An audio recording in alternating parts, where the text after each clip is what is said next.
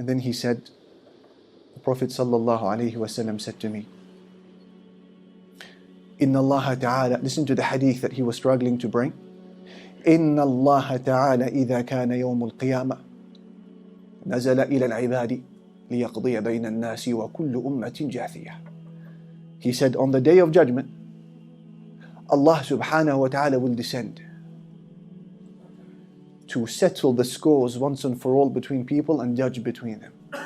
And during that time, every nation will be on its knees. And then the very first people who will be called to stand in the court of Allah will be a man, Jama' al-Quran, who had amassed the Quran, memorized it, recited it. The very first to experience the reckoning from the billions, Hafidh of Quran. The second, رَجُلٌ قُتِلَ فِي سَبِيلِ اللَّهِ, a person who was killed in the path of Allah, shaheed, in jihad. A third, وَرَجُلٌ لَهُ مَالٌ كَثِيرٌ, a person who had a lot of money. All of the nations are watching. This is how it begins. Before the kuffar and the munafiqun, it begins with them.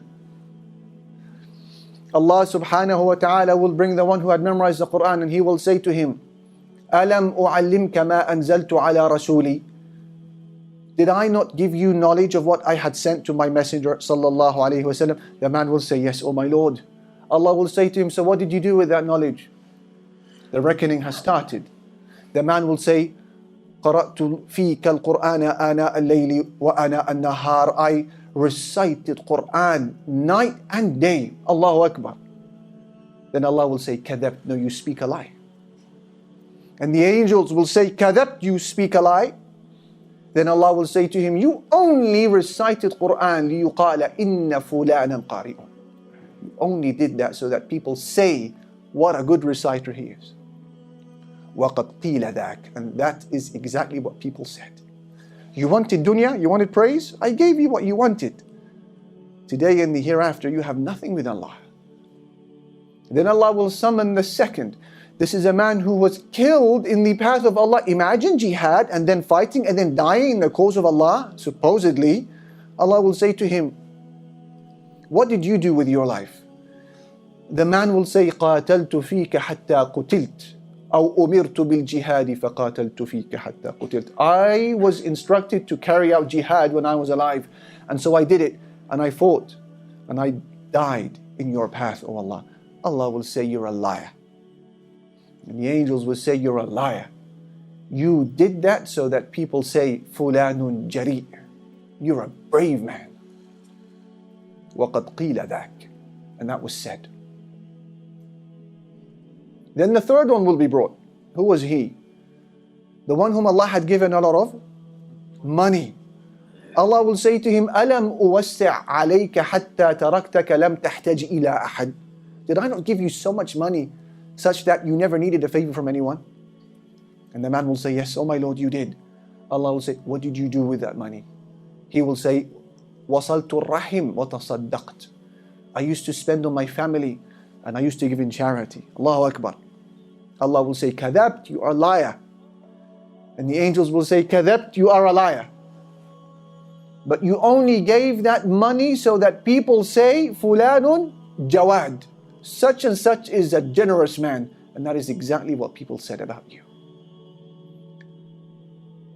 Then the Prophet sallallahu alaihi wasallam, as Abu Hurairah said, then the Prophet alayhi salatu wasallam put his hand on my knee and he said, Ya Abu Hurairah, أولئك الثلاثة أول خلق الله تسعر بهم النار يوم القيامة. Those three people, O Abu Hurairah, will be the very first three who will be cast into hell on the day of judgment. What was their downfall, brothers and sisters? What was their downfall? The intention. There was no lack of action, don't get me wrong. Some of them spending the night in Salah, Quran. Others spending his money. We love money. The third died. He gave the most precious gift to his Lord. None of it was worth anything to Allah because the intention was missing. La ilaha illallah. Ikhlas, we translate as sincerity. What does this word mean? From an Arabic perspective, purely from a linguistic perspective, Ibn Faris, the linguist, he said in his book Maqayis al-Lugha that the three letters, the origins of Kha, Lam, Sad, أصل واحد مضطرد وهي تنقية الشيء وتهذيبه. He said the three letters of Kha and Lam and Sad, Kha, La, Sa, which is the origins of the word ikhlas, sincerity. He said this means to purify something or to refine it. To purify something and to refine it. So you take something that you want, there is a skin around it, or there is ore around it, there are extras around it, there are impurities. So you purify that matter until you get to the core of what you want. In this case, it is Allah Jalla Jalaluh. Till you get to the core, the essence, the pulp of what you want. That is ikhlas. Just from an Arabic perspective, to purify and to refine something. Look at how the Quran uses this word. Describing milk. Do you know any drink that is purer than that? They say it is whiter than milk, or purer than milk.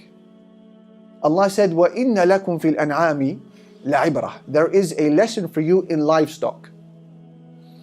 نُسْقِيكُم مِّمَّا فِي بُطُونِهِ مِن بَيْنِ فَرْثٍ وَدَمٍ لَبَنًا خَالِصًا سَائِغًا لِلشَّارِبِينَ. We give you a drink from its bellies, the livestock, that comes from excrement, between excrement and blood, and between it we give you a drink that is khalisan, look, ikhlas, that is purified, palatable for those who drink. So Allah Jalla Jalaluhu described the milk that you drink from the bodies of those grazing livestock as being a drink that is khalis, pure, refined, because it's coming between two areas of the body that carry filth, an area that carries blood and the other that carries excrement. Between them comes this refined, pure milk. And you say it is whiter than milk. It's a miracle from Allah subhanahu wa ta'ala. And if you were to spot a drop of blood in your milk, or say a drop of excrement, just a drop of excrement in a barrel of milk, you wouldn't accept it. It'll be thrown away immediately. Because milk is khalis. That's how it should be. It should be khalis. And similarly, if our deeds have a drop of insincerity in them, they are at risk. They are at risk. Because Allah wants deeds that are what? Khalis. Do you understand now from an Arabic perspective where this word comes from? Ikhlas, something that is pure and something that is refined.